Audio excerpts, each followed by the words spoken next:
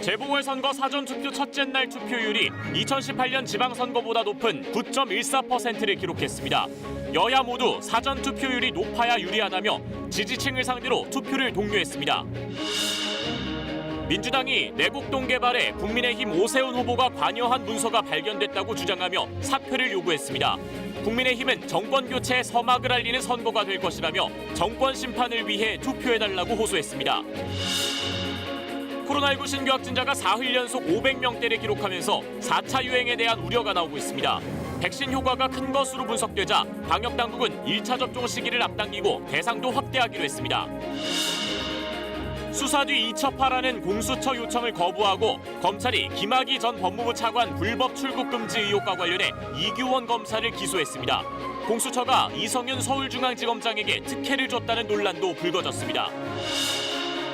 미얀마군이 태국 국경지대에 소수민족 거주지를 공습하는 등 반군과의 교전이 이어지고 있습니다. 군경이 쏜 총에 맞아 부상을 입은 신한은행 현지인 직원은 끝내 숨졌습니다.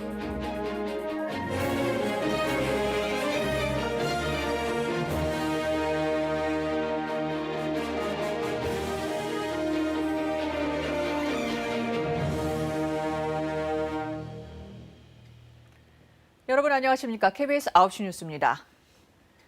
띄엄띄엄 거리두기 지키면서 순서 기다리는 긴 줄이 늘어섰습니다. 미리 한 표 찍을 수 있는 재보궐 사전투표소, 그리고 75살 이상 어르신들이 주사 맞는 백신 접종소, 이 두 곳 모두 오늘보다 나은 내일을 기대하는 시민들 발길이 이어졌습니다.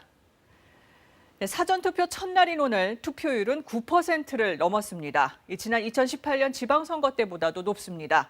먼저 신지혜 기자가 보도합니다. 문재인 대통령도 또 여야 주요 인사들도 사전투표소의 모습을 드러냈습니다. 사전투표 1일차 투표율은 9.14%였습니다. 지역별로는 서울이 9.65%, 부산이 8.63%입니다. 지난해 총선보다는 낮지만 2018년 지방선거 사전투표율을 앞질렀습니다. 역대 보궐선거는 투표율이 낮은 편이었는데 이번 선거는 이례적입니다. 지난달 31일 실시된 방송 3사 여론조사를 보면 서울에선 진보층의 사전투표 의향이 47%로 비교적 높았습니다. 반면 중도와 보수는 선거 당일에 투표하겠다는 응답이 과반이었습니다. 부산에서는 모든 지지층에서 당일 투표 의향이 더 높았는데 특히 보수층이 사전투표에 소극적이었습니다. 지난해 총선 이후 일각에서 제기한 사전투표 조작설도 영향을 주는 거로 보입니다. 그렇다면 사전투표율이 높으면 어느 후보에게 유리할까요? 답은 개표 전까진 알 수 없답니다. 2030 세대가 적극적으로 사전투표에 참여해왔기에 높은 투표율은 민주당의 호재라고 알려져 왔습니다. 그러나 2018년 지방선거 이후부터는 50대 이상 유권자 투표율이 30대 이하를 크게 앞질렀습니다. 최근 2030 세대에서 정권 심판 정서가 부각되는 것 역시 변수입니다. 따라서 민주당은 주 지지층인 40, 50대를, 국민의힘은 노년층과 청년층 결집을 노리고 사전투표 독려에 공을 들이고 있습니다. 현 추세대로라면 이번 선거 사전투표율은 2018년 지방선거 사전투표율과 유사한 수준인 20% 초반대를 기록할 거로 추정됩니다. KBS 뉴스 신지혜입니다. 네, 그럼 서울시장 선거 들여다보겠습니다. 국민의힘 오세훈 후보가 서울 내곡동 땅 측량에 입회했을 가능성을 뒷받침하는 증언이 추가로 나왔습니다. 또 민주당은 오 후보가 내곡지구 개발에 관여한 문서를 공개하면서 사퇴하라고 몰아붙였습니다. 송명희 기자입니다. 서울 내곡동 땅 측량 당일 오세훈 후보가 일행과 근처에서 점심을 먹었다는 증언이 나왔습니다. 당시 식당 주인과 아들의 기억입니다. 선글라스를 껴셨을 거예요. 그 저희 가게에 소나무가 있거든요. 그 밑에서 좀 한참 서 계시다가 아마 들어가신 걸로 신발 로퍼, 페라가모 아마 비슷한. 민주당은 오 후보가 내곡지구 개발에 관여한 증거라며 서울시 내부 문서를 추가 공개했습니다. 2009년 4월 24일 당시 오세훈 시장이 전자결제한 거로 돼 있습니다. 12개 후보지를 보금자리 주택으로 추진하겠다는 계획이 담겼는데 당시 추진 중이던 임대주택 사업에 대한 언급도 있습니다. 민주당은 이 임대주택 사업이 내곡지구라고 주장합니다. 그동안 보고받지 못했다는 오세훈 후보와 보고를 하지 않았다는 김효수 국장의 해명은 명백한 거짓으로 드러났습니다. 민주당은 오 후보가 거짓말과 말바꾸기로 유권자들을 속이고 있다며 후보 사퇴를 압박했습니다. 거짓말로 국민을 속이는 것은 후보직을 사퇴할 정도의 대단히 잘못된 행동입니다. 자신을 둘러싼 의혹에 대해 교묘한 말장난만 하는 후보가 서울시장이 되어서는 안 됩니다. 박영선 후보는 오늘은 청년층 표심 잡기에 집중했습니다. 19세부터 24세 이하 청년에게 매월 5기가를 사용할 수 있는 데이터 바우처를 지급하겠습니다. 박 후보는 또 서울 청년 패스를 도입해 교통비도 지원하겠다고 약속했습니다. KBS 뉴스 송명입니다. 네, 국민의힘은 오는 7일이 정권 교체의 서막을 알리는 선거가 될 거라면서 투표로 정부 여당을 심판해달라고 호소했습니다. 이 오세훈 후보는 사전투표를 내일로 미루고 지지세가 약한 서부권 유세에 집중했습니다. 이어서 이화진 기자입니다. 국민의힘은 오늘도 정권 심판론으로 맞섰습니다. 김종인 비상대책위원장은 이번 선거가 정권 교체의 서막을 알리는 선거라면서 정권 심판을 위해 투표에 나서달라고 호소했습니다. 생계활동 등으로 평일 본투표가 어렵다면 사전투표를 해달라면서 최근 지지세가 높아진 젊은 층을 겨냥했습니다. 꼭 투표하셔서 문재인 정부의 잘못된 폭주를 막아주십시오. 현명한 우리 국민은 스스로 이 나라를 지켜왔습니다. 민주당이 연일 부동산 정책 사과에 나선 데 대해선 면피성 사과라며 선거가 지나면 본색을 드러낼 거라고 비판했습니다. 사전투표를 내일로 미룬 오세훈 후보는 취약 지역인 서부권 표심 잡기에 주력했습니다. 180석 거대 여당이 임대차 3법을 밀어붙여 전 월세값이 폭등했다며 재건축 재개발 활성화로 삶의 질을 바꿔놓겠다고 공약했습니다. 무슨 억하심정이 있다고 본인 집 낡은 집 허물고 새로 짓겠다는데 못 짓게 합니까? 민주당 박영선 후보의 청년 교통비 할인 공약에 대해서는 속보이는 행위라고 비난했고 재임 시절 추진한 동대문 디자인 플라자처럼 서울을 세계적인 명소로 만들겠다고 했습니다. 세계인이 와보고 싶고 방문하고 싶고 그리고 와서 살고 싶은 그러한 대한민국 서울. 내곡동 땅 의혹과 관련해 측량 당시 오 후보가 현장에 있었다는 추가 증언들이 나온 데 대해선 사실이 아니라고만 답했습니다. KBS 뉴스 이화진입니다. 네, 서울에는 거대 양당의 두 후보 말고도 새로운 정치 한번 해보겠다면서 나온 후보들이 10명 더 있습니다. 이 대포 공약 딱 한 가지씩 골라달라고 했는데요. 한번 들어보시죠. 김지숙 기자가 전해드립니다. 폐업한 상점가를 찾은 민생당 이수봉 후보는 대표 공약으로 소상공인 지원책을 내세웠습니다. 자영업자가 잘 살아야 서울이 살아나는 거거든요. 월 150만 원씩 코로나 종식 때까지 지원하는 것. 기본소득당 신지혜 후보도 코로나로 힘든 국민들에게 기본소득을 제시했고 쓰고 남은 세금들을 재난 기본소득으로 30만 원씩 나누는 공약들 제안드리고 있고요. 국가혁명당 허경영 후보의 대표 공약도 현금 지원입니다. 예산 70% 줄여서 결혼수당, 출산수당, 연애수당, 결혼 안 한 사람은 매월 20만 원씩을 줍니다. 진보당 송명숙 후보는 주거 안정 방안을 제시했습니다. 무주택자들에게 이 양도 증여 매매가 불가능한 공공임대주택을 제공하는 집사용권 정책을. 자전거 요새에 나선 미래당 오태양 후보, 성소수자를 위한 공약을 내세웠습니다. 소수자청을 신설하겠습니다. 사회적 소수자와 약자들의 이 복지와 권리를 누릴 수 있는 공간을. 여성 안전을 가장 중요한 화두로 꼽은 후보는 여성의당 김진아 후보입니다. SOS 통합 콜센터를 운영할 생각입니다. 여성 대상 모든 폭력을 그것을 통해서 신고를 하고 전 지구가 직면한 기후 위기에 공약 초점을 맞춘 무소속 신지혜 후보도 있습니다. 마주하지 않았었던 문제들을 겪고 있습니다. 탄소 한계선을 만들어서 전 정책의 기준선을 만들고. 신자유민주연합 배용규 후보와 무소속 정동희 후보는 세금 문제를 꺼내들었습니다. 1년 안에 임대사업 특혜를 정상화시키면 13% 세금 감면 등의 경제 처방책을 내세우고 있습니다. 이 밖에 무소속 이도엽 후보도 출마했습니다. 이들 모두 거대 정당 중심의 기득권 정치가 아닌 새 가치를 대변할 정치가 필요하다고 목소리를 높였습니다. KBS 뉴스 김지숙입니다. 네, 이어서 코로나19 상황 알아봅니다. 부산에서는 유흥업소를 고리로 감염이 크게 번지면서 오늘부터 사회적 거리 두기가 2단계로 높아졌습니다. 이 부산 도심에 나가 있는 취재기자 연결해 보겠습니다. 강예슬 기자, 다시 영업시간이 제한되는 거죠. 지금 거리 분위기는 어떻습니까? 네, 저는 부산 최대의 번화가인 서면에 나와 있습니다. 금요일인 것을 감안하면 유동인구가 조금은 줄어든 것으로 보이는데요. 그래도 아직 식당과 카페에는 사람들이 남아 있습니다. 조금 뒤인 밤 10시면 영업이 모두 중단되는데요. 귀가를 서두르는 모습도 볼 수 있습니다. 부산에서는 오늘도 유흥업소 관련 확진자가 45명 더 나왔습니다. 첫 감염 확인 뒤 열흘새 관련 누적 확진자는 194명으로 늘었습니다. 목욕장이 있는 부산 사구의 한 실내체육시설에서 한꺼번에 22명이 확진됐는데요. 부산시는 모레까지 유흥업소 4,100여 곳에 대해 대대적인 점검에 나섭니다. 적발되면 바로 2주간 영업이 중지되고 150만 원의 과태료가 부과됩니다. 또 처음으로 유흥업소 종사자와 이용자에 대한 전수검사 행정명령을 내렸습니다.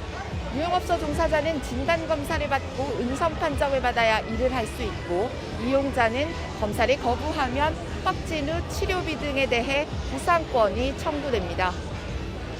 네, 마침 오늘 이 부산시장 보궐선거 사전투표도 시작됐어요. 방역도 까다로워졌겠죠? 네, 그렇습니다. 사전투표는 부산 지역 200여 곳의 투표소에서 순조롭게 진행됐는데요. 평일이었지만 투표소에는 이른 아침부터 소중한 한 표를 행사하려는 시민들의 발길이 잇따랐습니다. 부산시는 무엇보다 투표장 방역을 가장 신경 썼는데요. 투표소 입장 전엔 발열 체크와 손소독이 이뤄졌고 위생 장갑을 끼고 투표를 진행했습니다. 개인 간 1m 거리 두기도 철저히 준수한 채 투표가 이뤄졌습니다. 또 유권자 중 발열이나 호흡기 증상이 있으면 별도로 마련된 임시투표장에서 한 표를 행사하도록 했습니다. 지금까지 부산에서 KBS 뉴스 강예슬입니다. 네, 부산 말고 다른 지역에서도 유흥시설을 고리로 집단 감염이 이어지자 정부가 무관용 원칙을 적용하기로 했습니다. 이 방역수칙을 위반했다가 한 번만 적발돼도 경고 없이 바로 영업 정지입니다. 구경아 기자가 보도합니다. 35명이 확진된 대전의 유흥주점입니다. 확진자 중 26명이 손님인데 출입자 명부가 없어 역학조사에 어려움을 겪고 있습니다. 서울 강남의 유흥주점은 밤 10시를 넘겨 영업을 하다 걸렸는데 집합금지 기간 중에 또 몰래 문을 열었다 적발됐습니다. 정부는 이처럼 집단 감염이 발생한 시설과 업소에서 핵심 방역 수칙을 위반하면 무관용 조치하기로 했습니다. 이용 인원과 영업시간, 마스크 착용 등을 중복 위반하거나 이로 인해 확진자가 발생하면 경고 없이 즉각 집합금지됩니다. 지난 한 달 동안 9,700여 건의 위반 행위가 적발됐는데 이 가운데 75%는 경고와 계도 조치에 그쳤습니다.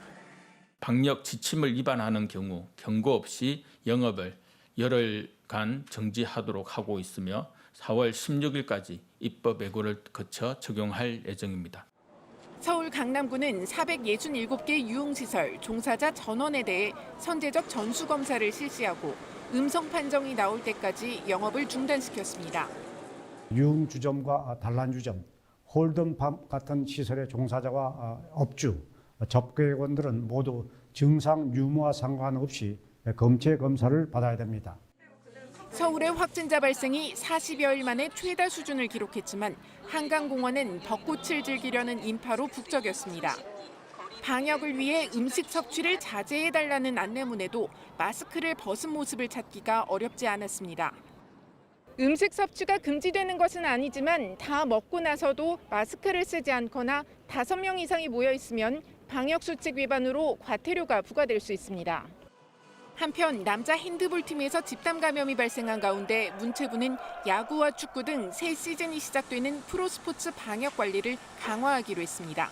KBS 뉴스 구경합니다. 네, 새로운 확진자는 사흘째 500명대입니다. 40여일 만에 오늘 가장 많습니다. 이러다가 4차 유행이 시작되는 건 아닌지 또 어떻게 해야 할지 서병립 기자가 전문가들에게 물어봤습니다. 최근 일주일간 하루 평균 국내 발생 확진자 수는 약 473명, 500명대에 근접했습니다. 수도권뿐 아니라 비수도권 지역에서도 감염이 확산하고 있습니다. 4차 유행 우려가 제기되는 이유입니다.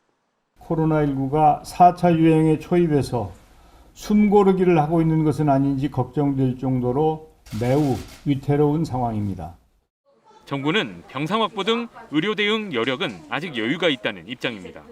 병상의 여력은 아직까지 많이 있는 사항들입니다. 그래서 환자 수의 어떤 발생과 관련되어서도 병상에서 대응을 할 수 있는 그런 부분들은 있고.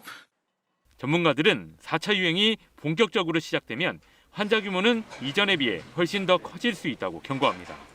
확진자를 낮추지 못한 상태에서 4차 유행이 시작이 되는 거기 때문에 4차 유행이 3차 유행보다 더 증폭돼서 발생을 한다면 매일 2, 3천 명의 확진자가 발생할 가능성도 있습니다. 이럴 경우 환자 대응도 문제지만 더 심각한 문제는 백신 접종입니다. 한쪽이 악화되면 다른 한쪽의 인력들이 이제 차출되는 상황들이 벌어질 수 있어서 의료 체계에 상당히 이제 부담을 줄 수 있는 상황들이 되거든요. 때문에 한 발 빠르게 대응할 필요가 있다고 입을 모읍니다. 3인 이상을 제한하는 방법들이 시행을 한다 그러면 상당히 영향을 좋게 할 수 있을 것 같고요. 충분한 보상책을 동원하면서 일부 영업시간을 다시 줄이는 것도 고민. 상향 조정을 할 때는 완만한 그런 상향 조정이 아니라 조금 그 단계를 건너뛰는 좀 과감한 상향 조정이 필요하다고 생각을 합니다. 방역 당국은 전국적인 거리두기 상향 조치와 관련해 부산 등 일부 지자체들이 자체적으로 단계를 올린 만큼 좀 더 상황을 지켜본 뒤 고민해 보겠다고 밝혔습니다. KBS 뉴스 서병립입니다. 네, 유럽은 코로나 3차 유행이 한창인데 오늘부터 부활절 연휴가 시작됐습니다. 독일과 프랑스 등 각 나라는 이번 연휴가 최대 고비라고 보고 방역에 안간힘을 쓰고 있습니다. 베를린 김기수 특파원입니다. 현지 시간 1일 스페인 휴양지 마요르카. 공항엔 부활절 연휴를 즐기러 유럽 각국에서 몰려든 관광객으로 북적입니다. Ja, es gibt alle möglichen Maßnahmen, wo man dann versucht, das irgendwo zu verhindern und es möglichst schwer zu machen. Aber im Endeffekt ist es gut, dass alles so schön getestet wird und im Grunde sind wir dann im Flugzeug ja auch nur mit getesteten Personen. 이런 여유로운 모습과 달리 유럽 방역 당국은 부활절을 맞아 초비상입니다. 최근 독일은 1일 확진자가 2만 명을 훌쩍 넘어섰고 프랑스는 4만 명을 오르내리고 있습니다. 오는 7일에서 10일 사이에 3차 유행이 꼭지점에 달할 것이라는 게 프랑스 보건당국의 관측입니다. 부활절 주간 확진자가 지난해 2차 유행 정점이었던 성탄절 주간을 넘어설 것이라는 전망도 나옵니다. 독일 정부는 조용한 부활절을 보내줄 것을 호소했습니다. Eines im kleinen Kreis mit sehr reduzierten Kontakten. Dass ich Sie dringend bitte, auf alle nicht zwingenden Reisen zu verzichten. 독일은 백신 접종 속도를 높이기 위해 부활절 연휴 직후인 5일부터 일반 의원에서도 접종을 시작합니다. 한 달간 고강도 봉쇄에 들어간 프랑스는 야외 음주와 6인 이상 모임 금지령을 내리고 확산세 잡기에 나섰습니다. 또 프랑스 축구의 상징인 8만석 규모 스타드 드 프랑스를 백신 접종 장소로 개방해 속도전에 나섰습니다. 하루 2만 명의 신규 확진자가 쏟아지고 있는 이탈리아에선 병원 복도에서 환자를 치료하는 상황이 다시 발생하면서 의료 시스템 붕괴가 우려되고 있습니다. 유럽 각국은 부활절 고비를 잘 넘긴 뒤 백신 접종에 총력을 기울이겠다는 계획입니다. 하지만 백신 공급 차질이 당분간 계속될 것으로 보여 접종에 속도가 붙을지는 의문입니다. 베를린에서 KBS 뉴스 김기수입니다. 2월 26일 국내에서 백신 접종이 시작된 날입니다. 이제 한 달 조금 지났는데 이 기간 백신 효과를 분석한 결과가 처음 나왔습니다. 아스트라제네카 접종자 66만여 명과 화이자 접종자 6만여 명을 조사했는데요. 1차 접종 뒤 2주가 지난 시점에서 확인해 보니 아스트라제네카의 경우 10만 명당 확진자가 3.8명, 화이자는 없었습니다. 효과는 각각 94%와 100%입니다. 이처럼 1차 접종만으로도 효과가 큰 것으로 나타나자 당국은 2분기 백신 접종 계획을 일부 수정했습니다. 최대한 빨리, 최대한 많은 사람에게 1차 접종을 할 수 있도록 하겠다는 것입니다. 김민혁 기자의 보도입니다. 전 세계적으로 백신 공급이 부족한 상황에서 수급 상황의 불안정성이 확대되고 국내 도입 물량도 공급 지연이 여기에다 최근 유행 규모가 커질 위험 요인이 증가하고 있는 점. 정부가 2분기 접종 계획을 수정한 이유입니다. 먼저 노인과 장애인을 대상으로 돌봄 서비스를 제공하는 종사자 38만 4천여 명의 접종이 당초 6월에서 이달 16일로 앞당겨집니다. 장애인 시설과 노숙인 시설 입소자, 종사자 등도 다음 주 시작됩니다. 유치원과 어린이집 교사, 초등학교 1, 2학년 교사도 한 달 앞당겨 다음 달부터, 추석 환자 등 만성질환자들도 2개월 빨라져 오는 23일부터 접종에 들어갑니다. 필수 인력 접종도 서두릅니다. 의료기관과 약국 종사자는 기존 6월에서 이달 23일로, 해외 출입국이 잦은 항공승무원은 이달 16일로 당겨졌습니다. 대입 일정을 앞둔 고3 학생과 교사도 교육부 요청에 따라 2분기에 접종이 진행됩니다. 이를 위해 백신은 최대한 효율적으로 씁니다. 먼저 아스트라제네카 백신의 경우 1차와 2차 사이 간격이 길어질수록 예방 효과가 높다는 연구 결과에 따라 접종 간격을 최대 12주까지 늘립니다. 여기서 남는 2차 접종 물량은 1차 접종에 투입됩니다. 여기에 이른바 쥐어짜내는 주사기로 불리는 최소 잔여량 주사기를 활용해 백신 한 병당 접종 대상자도 늘립니다. 화이자의 경우 기존 6명에서 7명까지, 아스트라제네카의 경우 기존 10명에서 11명 내지 12명까지도 가능합니다. 백신 폐기량을 최소화하고 효율적으로 사용하기 위해 백신 소요량을 정확하게 예측해서 유통과 배송을 관리하고 현재까지 확정된 2분기 도입 물량은 770만여 명분, 화이자 약 315만, 아스트라제네카 455만여 명분입니다. 얀센과 노바백스, 모더나 백신 도입 일정도 제조사와 논의 중입니다. KBS 뉴스 김민혁입니다. 75세 이상 고령층에 대한 백신 접종도 이틀째 이어졌습니다. 103세 할아버지와 90세 할머니, 부부가 함께 백신을 맞았고 주요 보건의료 단체장들도 공개 접종에 나서면서 국민들의 접종 참여를 독려했습니다. 김민지 기자입니다. 올해 103세인 장재걸 할아버지가 백신 접종센터를 찾았습니다. 90세 할머니도 함께 나와 부부가 나란히 접종 대열에 참여했습니다. 의사를 만나 백신을 맞아도 되는 몸 상태인지 확인한 뒤 접종구역으로 옮겨 백신을 맞습니다. 외투 안에 반팔을 입은 덕분에 접종은 더 원활하게 진행됐습니다. 긴팔을 입으면 접종 부위를 드러내기 어렵기 때문에 반팔을 입으라는 권고를 따랐습니다. 장 할아버지는 서울 성동군의 최고령 접종자입니다. 맞고 보니까 아주 아무 이상이 없어요. 아주 좋습니다. 아주 걱정할 게 하나도 없어요. 걱정 별로 안 했어요. 그전엔 늘 맞아도 괜찮더라고요. 고령층 대상 접종인 만큼 안전 문제가 가장 큰 걱정입니다. 혹시 모를 비상 상황에 대비해서 서울대병원, 한양대병원, 그리고 119와 협업해서 대비하고 있습니다. 의료 전문가들인 주요 보건의료단체장들도 보건소에서 아스트라제네카 백신을 공개 접종했습니다. 병원협회와 치과의사협회, 한의사협회, 약사회, 간호협회 등 5개 단체장이 참여했습니다. 백신을 향한 불안을 해소하는 계기가 되길 바란다고 입을 모았습니다. 국민 여러분들도 안심하고 백신을 맞으시고 그래서 우리가 솔선수범해서 오늘 이렇게 맞았습니다. 한편 서울에서 76세 남성이 화이자 백신을 맞고 14시간이 지난 뒤 사망한 사례가 신고돼 방역당국이 사망과 접종 간의 인과성 여부를 조사하고 있습니다. 이 남성은 6년 전부터 신부전증을 앓았던 것으로 알려졌습니다. KBS 뉴스 김민지입니다. 다음 소식입니다. 검찰이 어제 김학의 전 법무부 차관의 불법 출국 금지 의혹에 연루된 이규원 검사를 기소했습니다. 이 공소권은 공수처에 있으니 수사만 하고 사건을 다시 넘기라는 공수처의 요청을 거부한 겁니다. 이 검찰과 공수처의 힘겨루기가 본격화되는 모양새입니다. 이재희 기자입니다. 김학의 전 법무부 차관의 출국 금지 과정에서 허위 공문서를 꾸민 혐의를 받는 이규원 검사. 공수처법에 따라 이 검사 사건은 수원지검에서 공수처로 넘어갔지만 지난달 공수처가 인력 부족 등을 이유로 수원지검에 사건을 재이첩했습니다. 그러면서도 공소권은 여전히 공수처에 있다며 수사 뒤 공수처가 기소 여부를 판단하도록 사건을 다시 송치해달라고 요청했습니다. 공소권을 빼고 수사권만 넘기는 건 해괴망측하다고 비판했던 수원지검.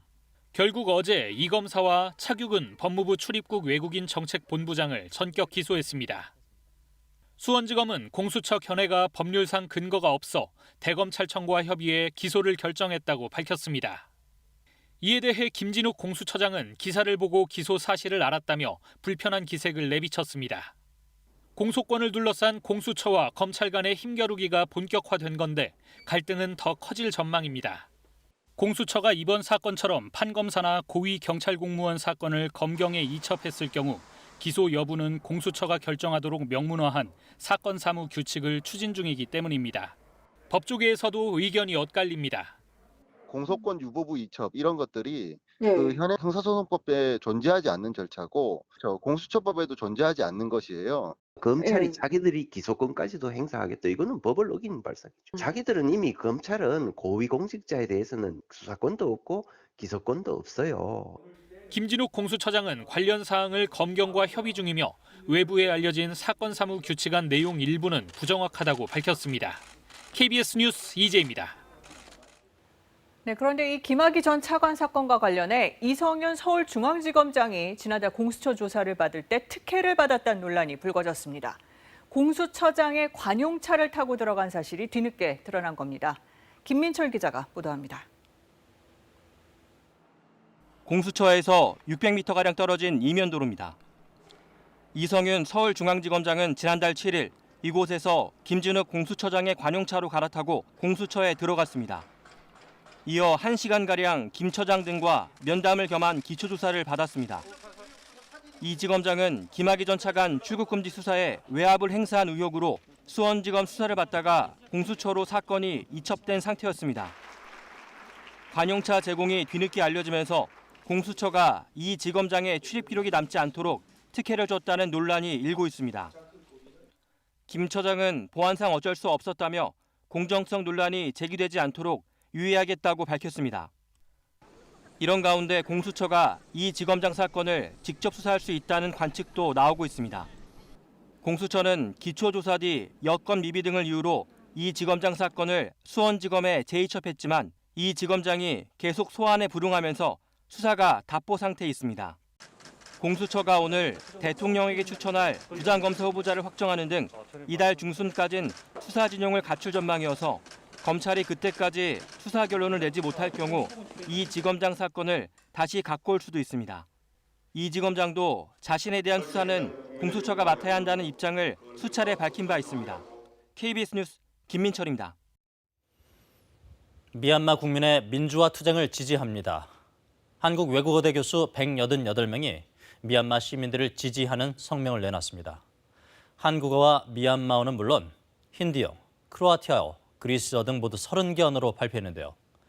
낯선 글자들의 그 행간엔 도움을 호소하는 미얀마의 절박함과 국제사회가 외면해서는 안 된다는 강력한 의지가 담겼습니다. 이런 간절함에도 불구하고 군경의 폭력 진압이 오늘도 계속되면서 우리 교민들도 하나둘 철수를 준비하고 있습니다. 시위 진압대가 쏜 총에 맞은 미얀마 양곤 신한은행의 현지인 직원은 오늘 사망했습니다. 미얀마와 태국 국경지대에 김원장 특파원이 들어가 있습니다. 김원장 기자, 지금 있는 곳이 어디쯤인가요? 네, 미얀마 태국 접경 지역입니다. 제 뒤로 보이는 저 건물들 있는 곳이 미얀마입니다. 여기서 남쪽으로 가면 지금 카렌 반군이 와 있다는 메솥 지역이고요. 북쪽으로 가면 미얀마 정부군의 공습을 피해서 피난 온 카렌족들이 지금 오갈 곳을 잃은 메옹손이라는 지역도 있습니다. 그런데 미얀마 군의 소수민족 반군에 대한 공습은 어떻게 됐습니까? 연일 계속되고 있습니다. 소수민족 사는 마을을 미얀마군이 계속 공습하고 있습니다. 저희가 영상을 확보했는데 매우 참혹합니다. 여기서 한 2시간 거리에 있는 파푼이라는 카렌족이 사는 마을의 공습 직후 모습입니다. 마을이 불타고 시신들이 여기저기 나뒹굽니다. 아이들과 여성들 시신도 있고요. 너무 참담해서 저희가 보여드릴 화면이 많지 않습니다. 카렌 반군 또 카친 반군과 미얀마 군과의 교전도 계속되고 있습니다.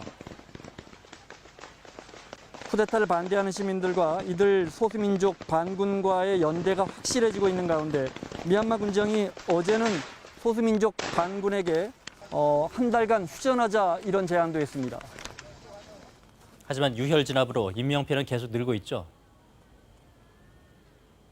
그렇습니다. 사망자가 540명을 넘었습니다. 며칠 전에 양곤의 한 시위에서 지금 저항하지 않은 국민은 부끄러운 것이다 이렇게 외쳤던 한 대학생은 며칠 뒤에 총에 맞아 사망했습니다. 그때 목소리 들어보겠습니다.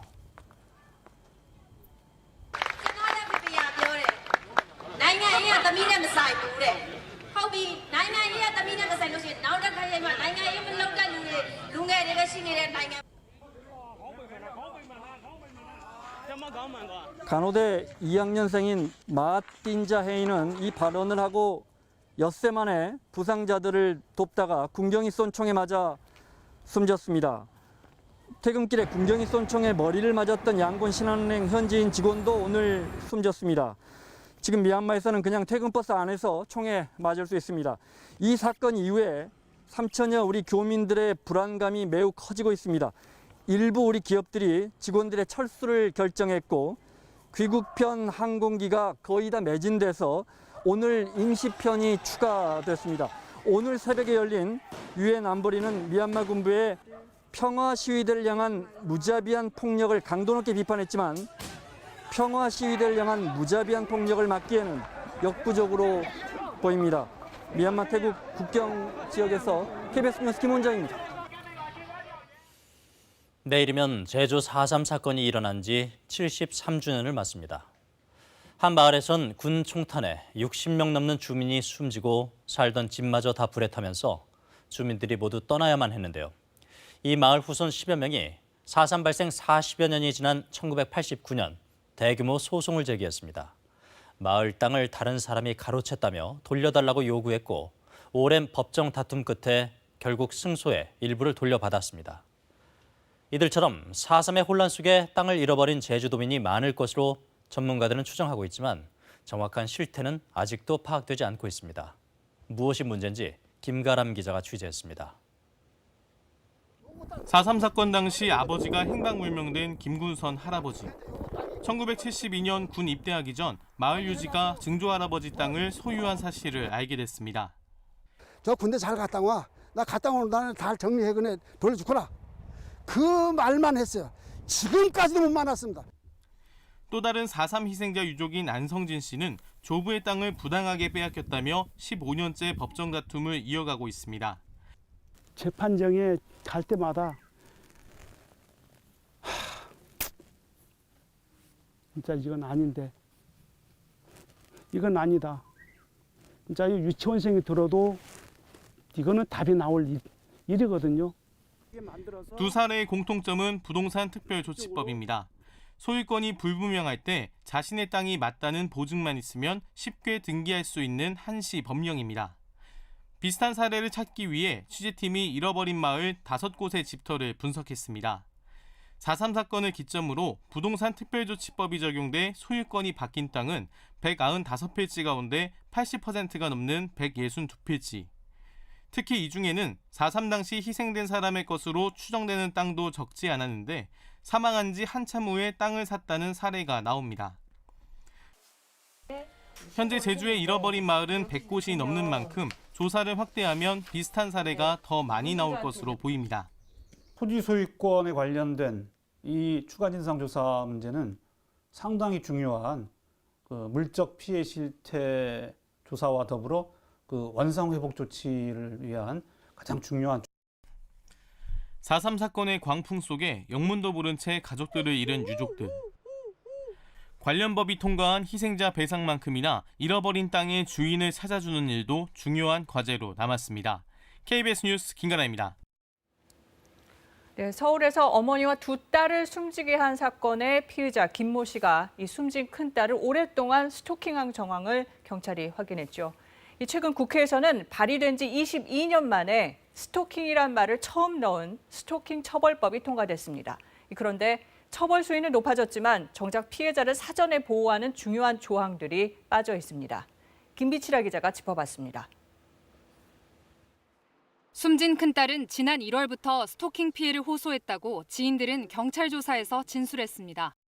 큰딸이 생전에 스토킹을 신고했다 해도 지금은 벌금 10만 원이 최대 처벌수입니다. 스토킹 처벌법이 9월부터 시행되면 이제 징역형도 가능해집니다. 문제는 시행 예정인 법에 피해자 보호를 위한 조항이 거의 없다는 겁니다. 피해자가 직접 법원에 보호명령을 신청할 수 있다, 피해자를 해고할 수 없다, 신고자 정보를 누설하지 못한다 등의 내용이 법안 심사 과정에서 모두 빠졌습니다. 경찰이 100m 이내 접근 금지 신청을 해줄 수 있는 정도가 전부입니다. 국회 속기록을 보니 법무부 측에서 피해자 보호법은 여성가족부가 별도 준비 중이라고 하자 의원들이 동의하고 논의를 마친 걸로 확인됩니다. 스토킹 처벌법이 피해자 입장에서는 큰 의미가 없는 게요. 보복이라는 게 무섭거든요. 괜히 이제 이 가해자를 자극할 수 있는 요소니까. 대신 피해자 보호에 역행한다는 지적을 받는 반의사 불벌죄 조항은 살아남았습니다. 스토커가 합의를 종용하거나 협박할 여지가 있다는 우려에도 불구하고 사적으로 해결할 의사도 존중하는 게 스토킹 범죄 특성에 맞다. 논란이 되면 그때 개정을 논의할 수 있다는 이유에서였습니다. 피해자가 아예 선제적으로 대응하는 예방 방안이 이렇게 같이 연동하지 않고 따라본다는 얘기는 스토킹이 무엇인지에 대한 제대로 된 인식이 아직까지도 국회의원들 사이엔 공유되지 않는다는 걸 보여주고 있습니다. 의원들이 피해자 보호 부분을 뺀 명분으로 삼았던 여성가족부의 연구 용역은 올해 하반기쯤이 되어야 나올 것으로 보입니다. KBS 뉴스 김비치라입니다. 네, 대전의 한 어린이집에서 2돌도 안 된 아이가 숨졌습니다. 경찰은 CCTV에서 원장이 아이를 재우다 몸을 누르는 걸 확인했는데 이 원장은 학대가 아니라고 주장하고 있습니다. 백상현 기자입니다. 대전의 한 어린이집입니다. 지난달 30일 이곳에서 21개월 된 원아가 숨졌습니다. 낮잠 시간이 끝나갈 무렵인 오후 2시쯤 아이가 엎드린 채 숨을 안 쉰다며 원장이 119에 신고했지만 아이는 끝내 숨졌습니다. 수사에 나선 경찰은 CCTV를 확인한 결과 원장이 아이의 몸에 다리를 올려 억지로 누르는 모습을 확인했다고 밝혔습니다. 경찰은 또 같은 날 원장이 다른 아이도 움직이지 못하게 누르는 모습과 지난달 초 다른 원생들을 재우면서 몸으로 압박하는 장면도 확인했습니다. 당시 어린이집에는 다른 교사들도 있었지만 이런 행동을 제지하지 않은 것으로 알려졌습니다. CCTV상에 학대 행위가 보이고 그 학대 행위로 인해서 사망한 것으로 좀 강하게 의심이 가서 하지만 원장은 아이를 재우기 위한 행동이었다고 주장하며 학대 혐의를 강하게 부인하고 있습니다. 경찰은 부검 결과가 나오는 대로 원장의 행동과 아이 사망 사이에 인과관계가 있는지 규명할 계획입니다. 유가족은 아이의 사망 원인이 밝혀질 때까지 장례 절차를 미뤘습니다. 영안시에서 아이가 미안하지만 계속 있어야 할 것 같습니다. 저는 이제 매일 영안시 찾아가서 아이가 잘 있는지 볼 겁니다. 경찰은 추가 학대 정황이 드러남에 따라 원장에 대해 아동학대 치사 등의 혐의로 구속영장을 신청했습니다. KBS 뉴스 백상현입니다. 네, 23년 전 대구에서 여대생 성폭행 사망 사건이 있었습니다. 당시 경찰이 단순 교통사고로 처리하면서 미궁에 빠졌다가 뒤늦게 유력한 성폭행 피의자가 붙잡혔지만 공소시효 등으로 무죄가 확정됐습니다. 이 법원은 오늘 당시의 초동 수사가 극히 부실했다면서 유족들에게 국가가 배상하라고 판결했습니다. 최유경 기자가 보도합니다. 1998년 10월 대학교 1학년생이던 정모 씨는 대구의 한 고속도로에서 트럭에 치여 숨진 채 발견됐습니다. 근처에서 벗겨진 속옷이 발견돼 성폭행 피해가 의심됐지만 경찰은 단순 교통사고로 처리했습니다. 15년이 지난 뒤 성매매 혐의로 체포된 스리랑카인 A씨의 DNA가 정 씨 속옷에 남은 DNA와 일치한다는 사실이 드러났습니다. 그러나 A씨의 성폭행 혐의 공소시효는 이미 지나버려 대신 공소시효가 남은 특수 강도강간 혐의로 기소됐는데 증거가 부족하다는 등의 이유로 2017년 무죄가 확정됐습니다. 이에 정 씨의 유족들은 부실한 경찰 수사 탓이라며 국가를 상대로 손해배상 청구 소송을 냈습니다. 서울중앙지법은 3년여간의 심리 끝에 당시 경찰의 초동 수사가 극히 부실했다고 보고 1억 3천만 원가량의 국가 배상 책임을 인정했습니다. 경찰이 현장 조사와 증거 수집, 증거물 감정을 제때 했더라면 범인을 더 빨리 잡았을 거란 판단입니다. 재판부는 또 유족들의 계속된 진정에도 성범죄가 제대로 규명되지 않아 유족들이 긴 시간 정신적 고통을 받았을 것이라고 밝혔습니다. 까지 올 필요 없었거든요. 그 1년만 돼서도 끝났는 거예요. 우리가 자료를 갖다 줘야 될 거예요. 갖다 줘도 안 하니까. 국내에서 무죄 판결을 받은 A씨는 2017년 스리랑카로 추방된 뒤 이듬해 국제 공조를 통해 현지에서 기소됐습니다. 그러나 스리랑카 검찰은 강압 행위를 증명할 증거가 부족하다며 성폭행이 아닌 성추행 혐의를 적용했고 현재 재판이 진행 중입니다. KBS 뉴스 최경입니다. 코로나 사태로 식당 등을 갈 때마다 QR코드 많이 이용하시죠? 그런데 장애인들에겐 이 QR코드 입력이 쉽지 않은 일이라고 합니다. 이렇듯 코로나19 시대에 한층 더 불편을 겪고 있는 장애인들을 박민경 기자가 만나봤습니다. 시각장애인인 김병수 씨는 최근 자신이 갈 수 있는 곳이 점점 더 줄어들고 있다고 말합니다.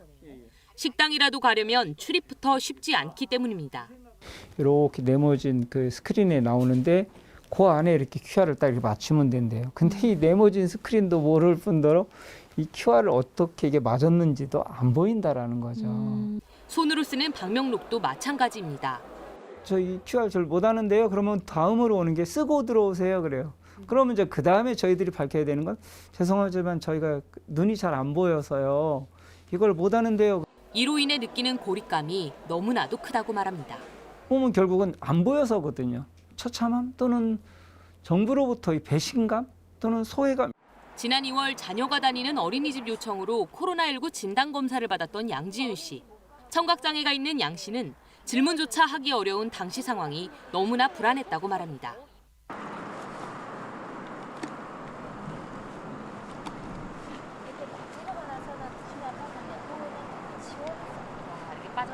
코로나19 상황이 1년 넘게 이어지고 있지만 서울시에서 최근 선별진료소에 영상통화 수어 통역을 위한 장비를 보급한 것 외에는 다른 변화는 없습니다. 수어 통역 필요하신 분입니다. 그나마 장애인 단체에서 국가인권위원회에 진정한 지 1년 만에야 시작된 변화입니다.